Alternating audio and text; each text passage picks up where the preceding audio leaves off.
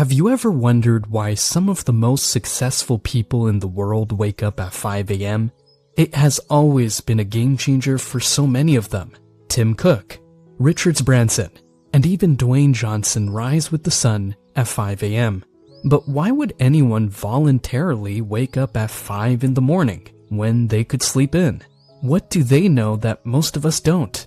I used to be that person who would hit snooze 5 times every morning, rushing out the door with barely enough time to brush my teeth. My days felt chaotic, reactive, and somehow I never had enough time for the things that actually mattered to me. Then I discovered the 5 a.m. rule, a practice that completely transformed not just my mornings, but my entire life. I'm going to show you exactly how waking up at 5 a.m. can revolutionize your productivity, health, and happiness. And I'll give you a step-by-step system to make this habit stick, even if you're a lifelong night owl like I was. 1. The hidden power of early mornings. The first thing you need to understand about waking up at 5 a.m. is that it's not actually about the specific time. It's about what happens during that magical period before the rest of the world wakes up. This time between 4 a.m. and 6 a.m. is what many traditions call Brahma Muhurta, which means the creator's hour. It's when the cosmic energy is at its peak, and your mind is most receptive to new ideas and growth. But there's also science behind why this works. Your willpower is at its highest in the morning. You haven't yet depleted your decision-making energy on countless small choices throughout the day. This means you can dedicate this precious mental resource to the activities that truly matter to you. This allows you to use that large amount of willpower to work on your own agendas, dreams, and desires first, before you go to a place where you work for someone else's dreams. The key to making your 5 a.m. wake up truly transformative is what you do during the first hour of what Robin Sharma calls the victory hour. This hour is divided into 3 20-minute segments. First 20 minutes, movement. This isn't about crushing an intense workout. It's about getting your blood flowing and releasing cortisol, which naturally wakes up your body. This could be a light jog, some yoga, or even a brisk walk around your neighborhood. When you exercise first thing in the morning, your brain releases BDNF, brain-derived neurotrophic factor, which is like fertilizer for your brain cells. This puts you in the perfect cognitive state for the rest of your day. Second 20 minutes, reflection. This is your time to journal, meditate, or simply sit in silence. Write down what you're grateful for, what you want to accomplish that day, or any thoughts that are troubling you. I used to skip this part, thinking it was a waste of time, but I found that these 20 minutes of reflection have become the most important part of my day. They allow me to process emotions, gain clarity on my goals, and approach the day with intention rather than reaction. Final 20 minutes. Growth. This is when you feed your mind with something valuable. Read a book, listen to a podcast, or study a topic that interests you. Use this time to get your brain working at high capacity. The beauty of this formula is that it's flexible. If you find that 30 minutes of exercise works better for you, and you only need 10 minutes of reflection, that's perfectly fine. The important thing is to include all 3 elements: movement, reflection, and growth. 2. The mental resistance problem. Knowing about the 5 a.m. rule and actually implementing it are 2 very different challenges. The biggest obstacle isn't setting your alarm. It's overcoming the mental resistance you'll face when that alarm goes off. When your alarm rings at 5 a.m., your brain will come up with countless reasons why you should stay in bed. It's too cold.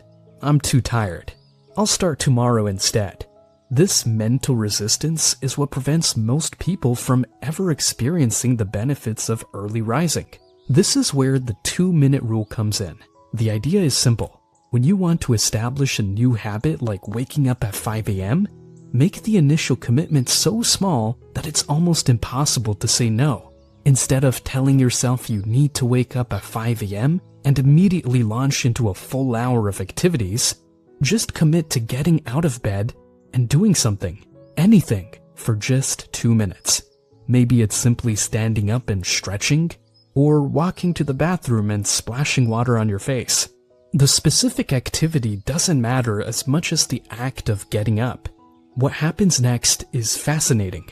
Once you're up and moving for those initial 2 minutes, continuing becomes much easier.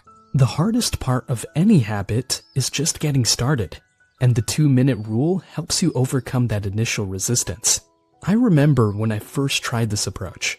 I told myself I just needed to get up and drink a glass of water. That's it.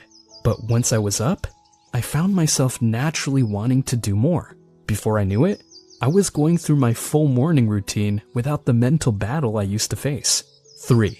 The dopamine challenge.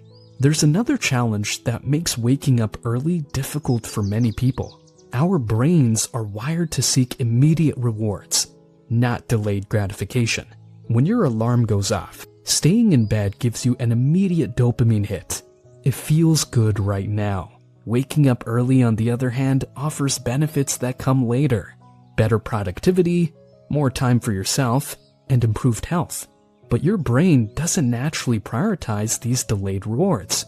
To make waking up at 5 a.m. sustainable, you need to rewire your brain's reward system. This involves 2 strategies.